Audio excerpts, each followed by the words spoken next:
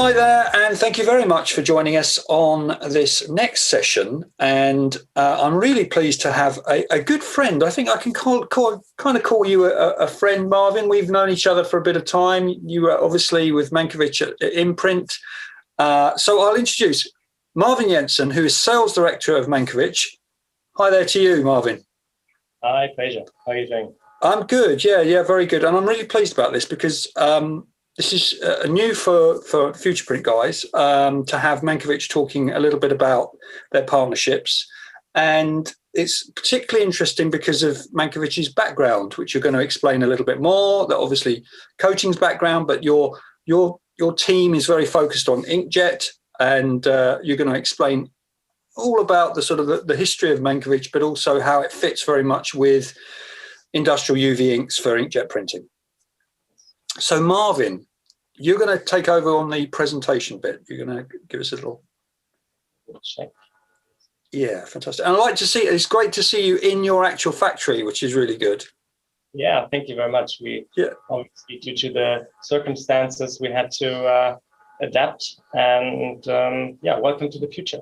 Yeah, no, I like it. It's really good to see a kind of proper studio. So fantastic. Thank you. Over to you, Marvin.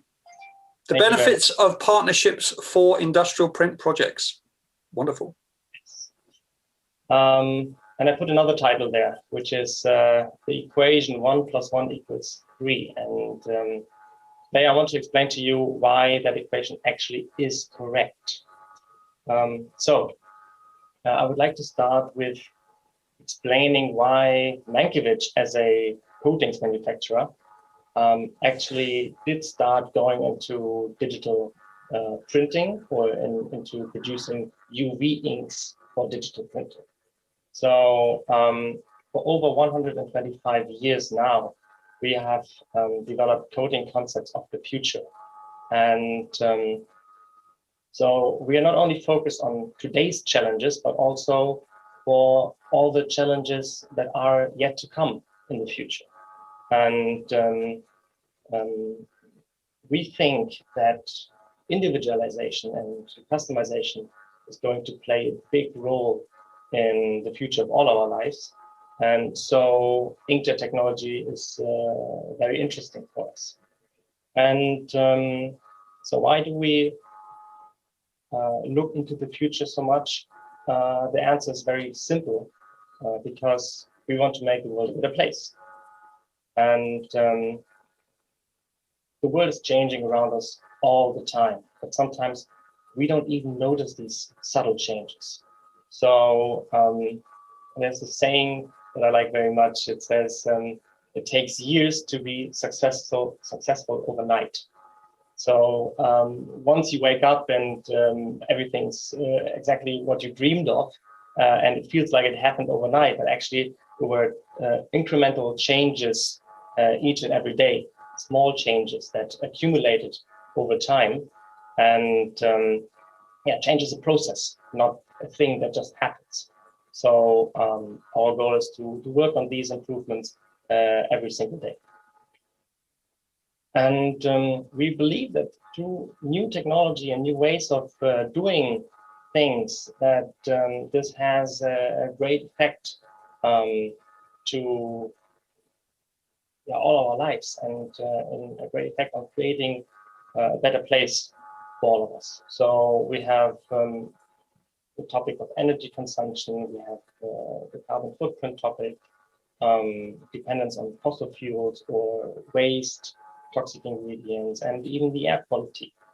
And paint, inks play a role in this.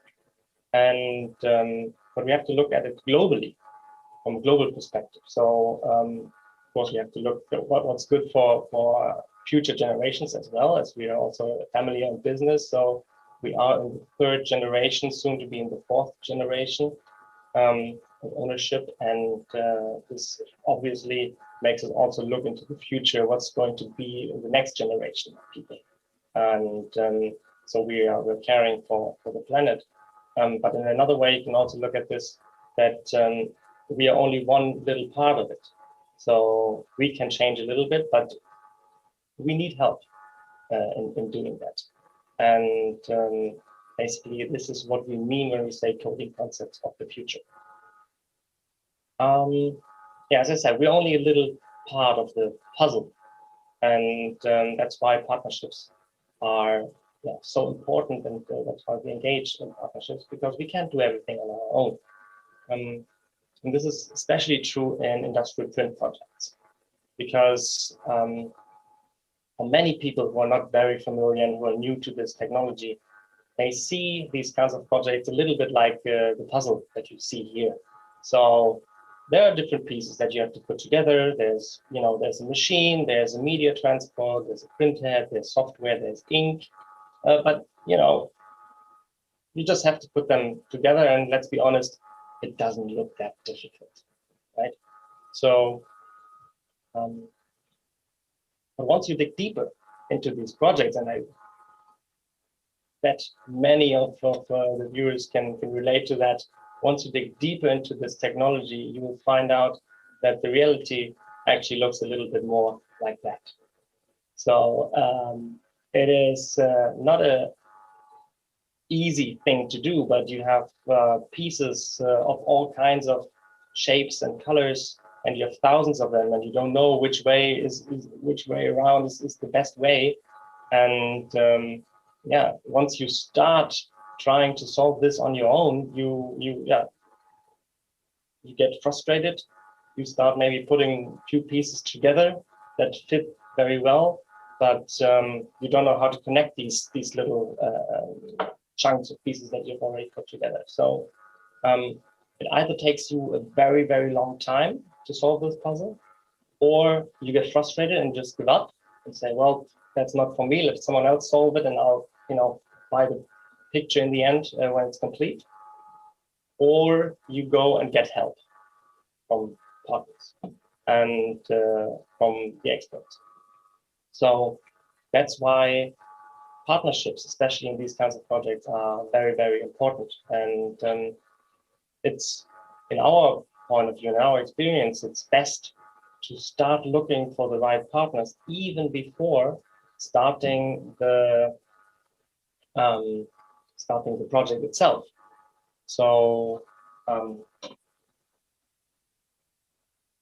because when you come into this project at a later stage, you just find these chunks of pieces that someone else put together already, and maybe they're in the wrong way, or you would have started at a different place. So when you come in at a later stage, you just have to clean up the mess first and then start again, because it's difficult to work with what's there, sometimes at least. So it's best to start from the beginning and use the experience of all the different partners that you involve and their expertise to use it to their full potential. And so when faced with these challenging projects, you get together your team, you explain to them your vision, what do you want to do? You explain to them their role in this vision, and you explain to them why they are important to the success of this.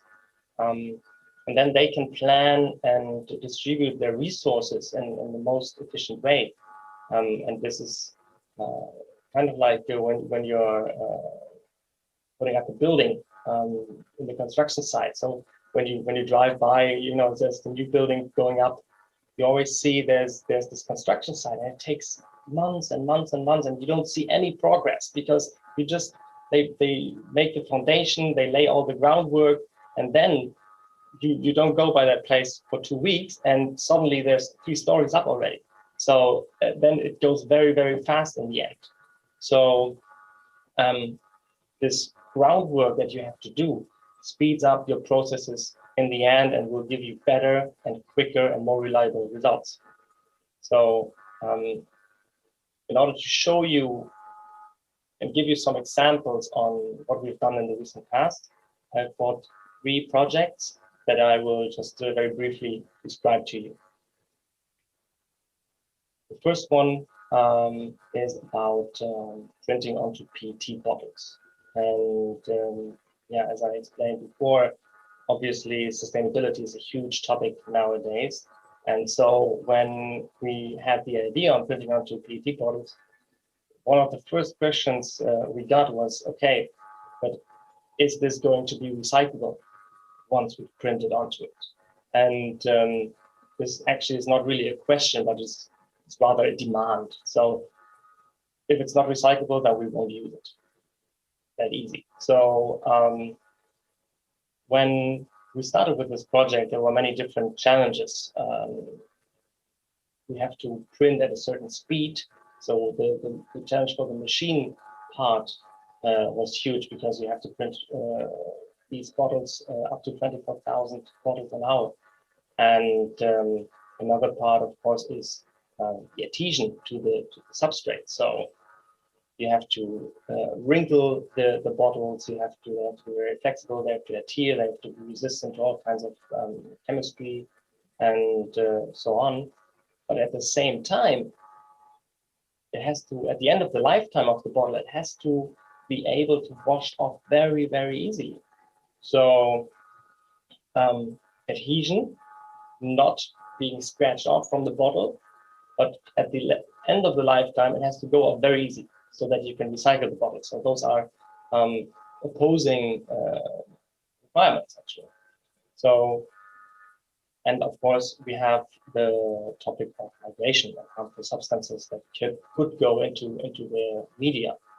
So that's a huge challenge, and we didn't know how the recycling process works. We don't know how the machine has to look like to be able to work in a filling environment.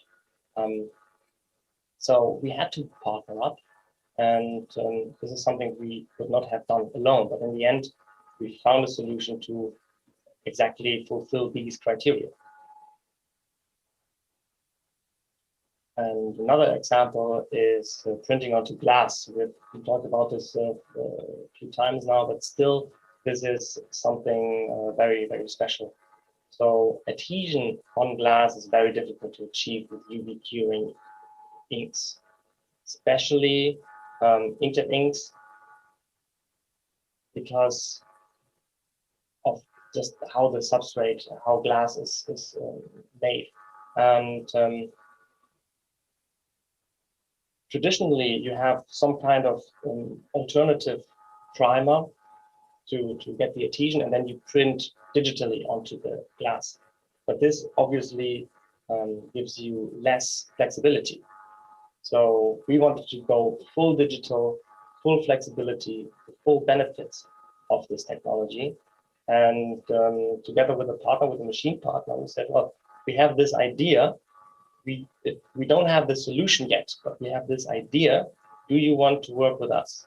And they agreed. They had the same vision. They said it's the only way how it could actually work. And so we started a development together. We were confident that we could find the solution. They were confident that they could find the solution on the machine side. And we started the development together. And we managed to have a full LED curing, full digital system. And this is something that can't be done if you are in a supplier-customer relationship. So this doesn't work if I just make an ink in my lab, send it over and say, there you go, have fun, tell me what the results are. This is something you have to go there. You have to work together. You have to brainstorm. You have to think about what could you change? What can we change? So don't leave any fixed variables, but have them actually variable, that we can say, well, we could change this, we could improve this, and then let's do the next trials. So this is something that actually needs teamwork. And my last example is about not only developing the ink or developing the chemistry, but also new processes. And this is just an example, because obviously, if you're talking about new processes, I can't talk about many projects already in public, but this is something that I can talk about, and this is just to give you an idea on what kind of things are possible. So we're talking here about hot stamping. So the picture that you see with the bottles, they have a metallic foil that is applied by a hot stamping onto the bottle. And below the foil, there's a UV curing primer that sticks to the foil and gives this impression of the metallic effect.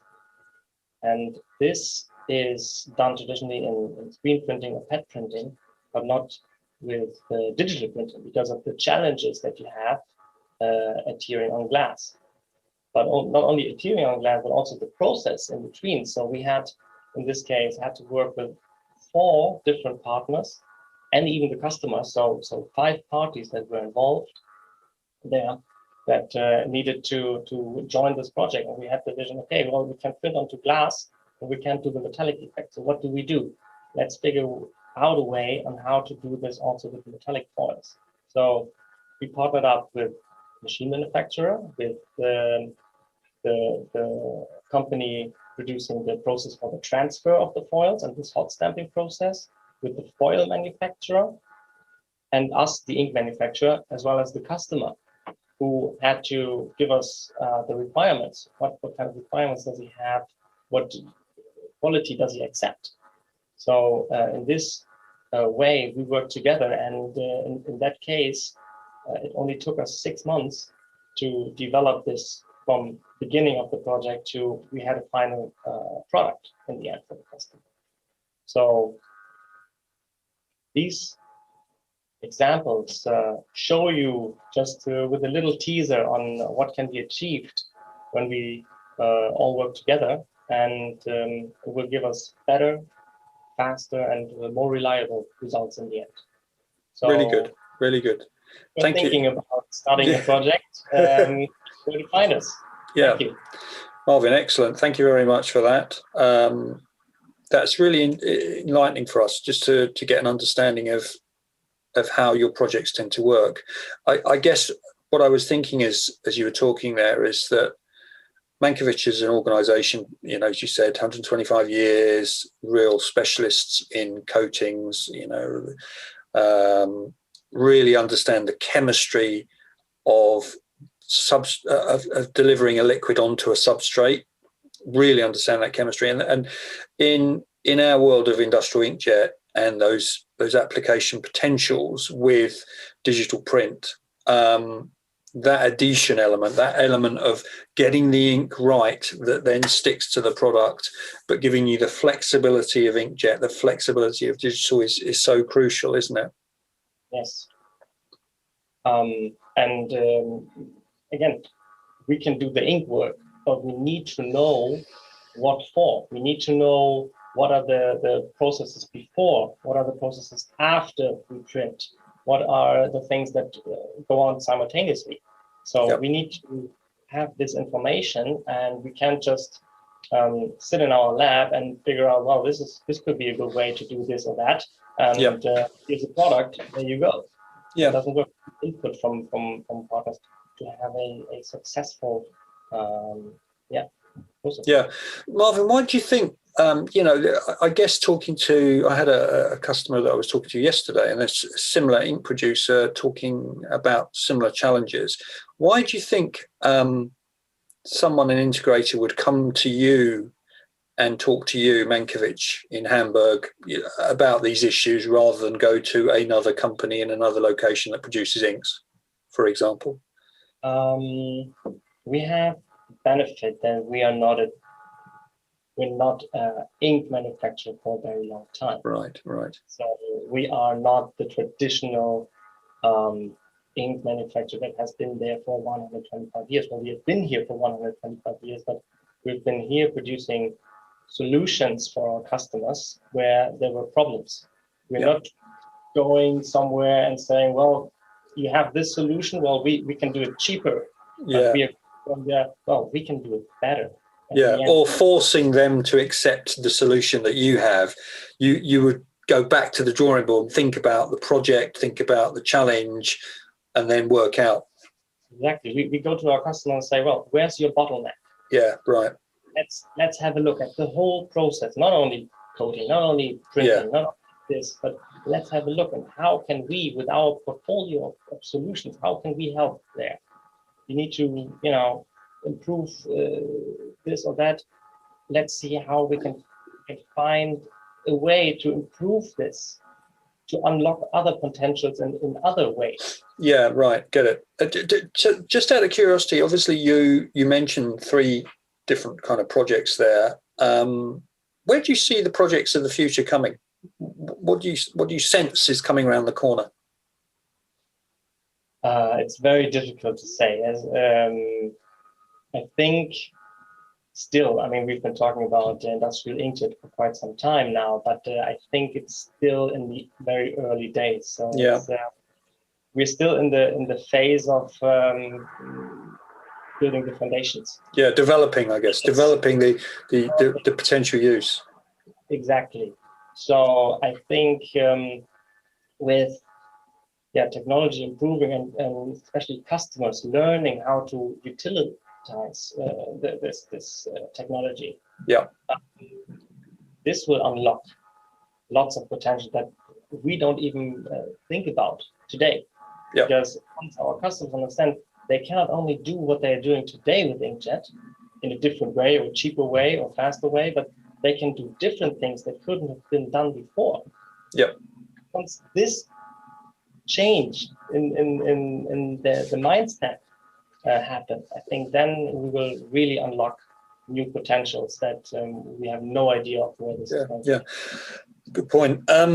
Just to put it into context for people who maybe don't know Mankiewicz, obviously I've been to your factory. Just tell us how, the scale and size of the organisation there, for anyone who doesn't realise. Yeah, of course. Well, we're based in Hamburg, Germany. We have about 1,400 people worldwide. Yeah. And headquarters in Hamburg, but we have facilities in the US, we have facilities in China, in Mexico, Brazil, India, you name it, all over the globe.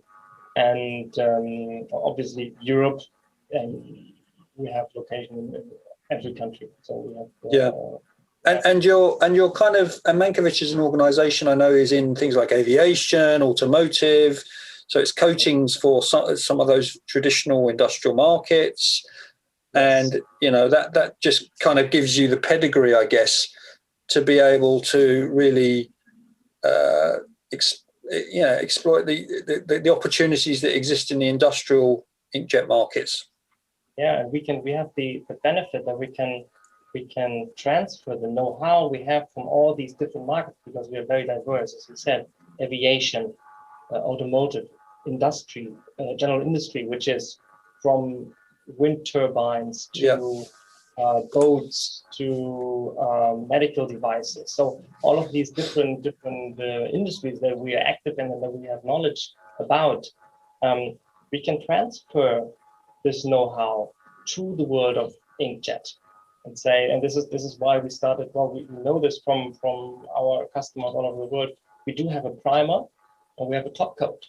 Yep. So why not do that also in inkjet? Why only talk about the ink, one layer, that's it? Why not print a primer? Why not print a clear coat in order to protect the print? And do that all with the same technology. Yeah, makes sense. So you talked about those 3 projects. How close are they to market at the moment? Are they already in the market, or are they projects that are being explored? 2 of them are in the market already, and one of them is there's a lot of testing to be done. Approval date, as you can imagine, sometimes. So these approvals are almost finished. Yeah, really good. We're expecting it to get into the market. Yeah, that's excellent. And I guess if someone's listening to you thinking, I'd be interested to talk to Mankiewicz about a project that maybe they have, how straightforward is it? How do they approach you? What's the kind of thinking? It's we are very straightforward about this. So you can contact us on any channel. Is it you call us, you send us an email, you go to LinkedIn and send us a message. And what would be the process? You'd set up a consultancy session, you start to sort of know what this is all about. If somebody comes to us and say, well, I need this and this ink. It has to have these and these